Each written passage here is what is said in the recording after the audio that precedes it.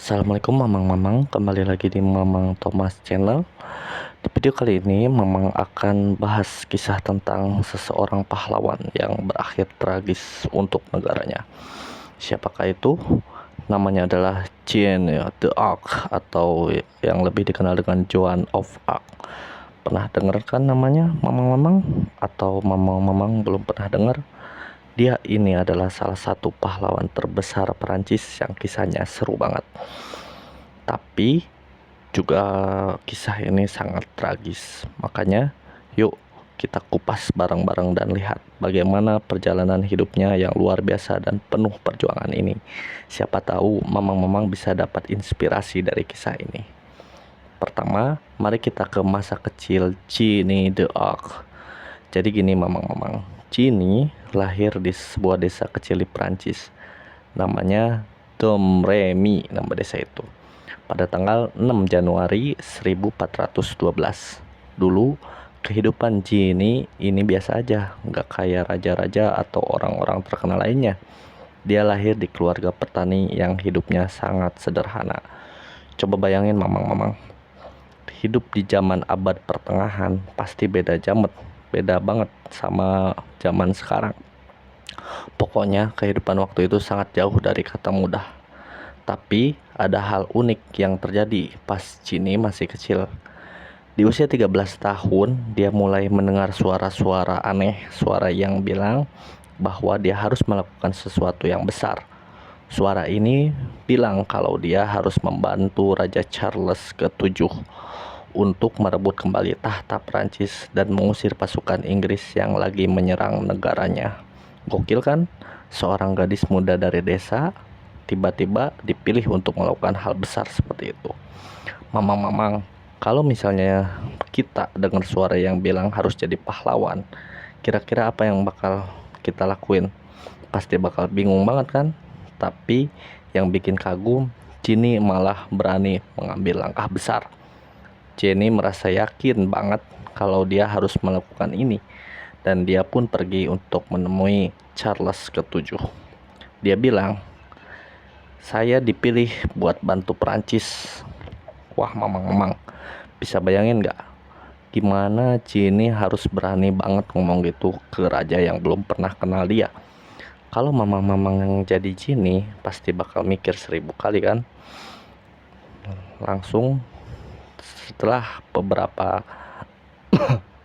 waktu, Jeanne mulai memimpin pasukan. Setelah berhasil meyakinkan Raja Charles ke-7, akhirnya Jeanne dapat kesempatan untuk memimpin pasukan Prancis. Nah, yang bikin mamang-mamang harus ternganga, Jeanne ini bukan cuma ikut perang biasa loh.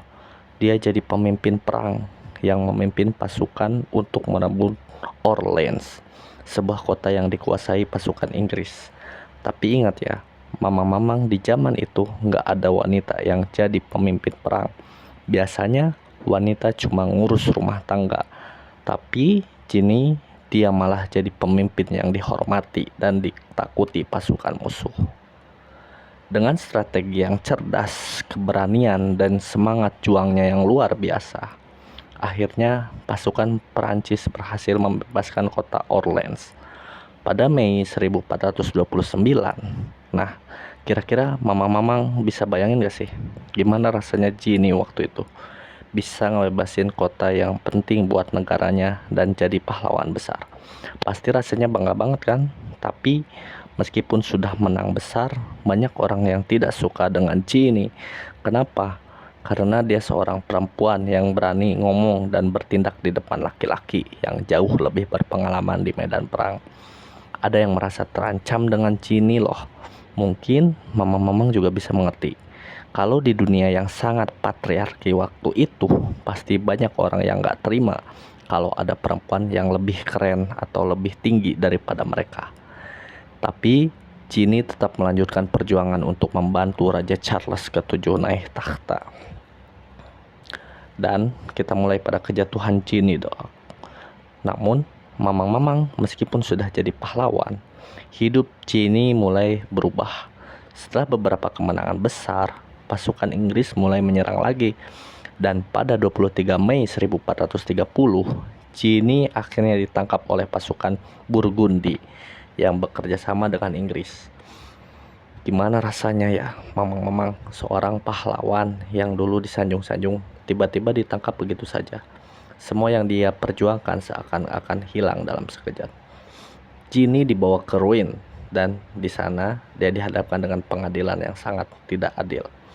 Mamang-mamang, waktu itu Ginny dituduh dengan hal-hal yang tidak masuk akal.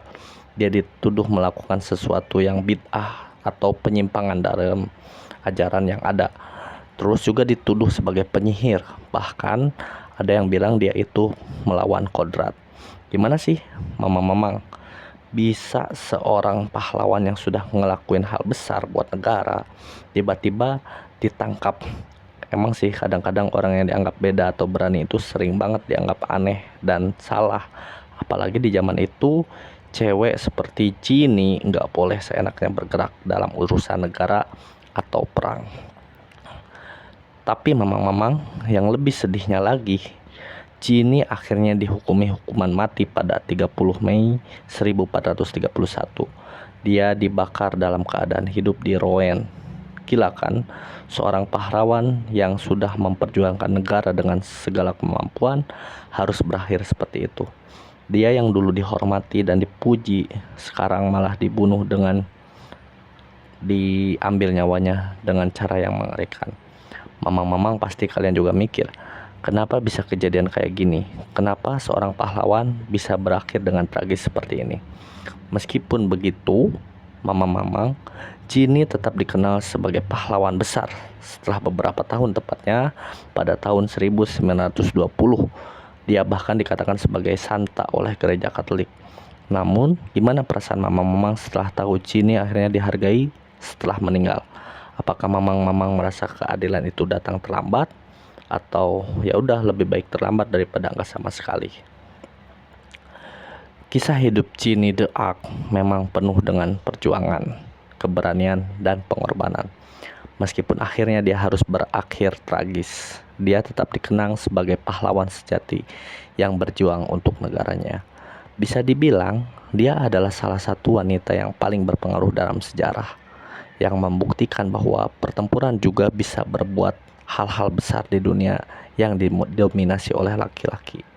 Memang, dari cerita Ginny ini, apa sih yang bisa kita ambil pelajarannya? Menurut mamang-mamang, apakah keberanian itu penting untuk mencapai tujuan, walaupun harus menghadapi banyak rintangan?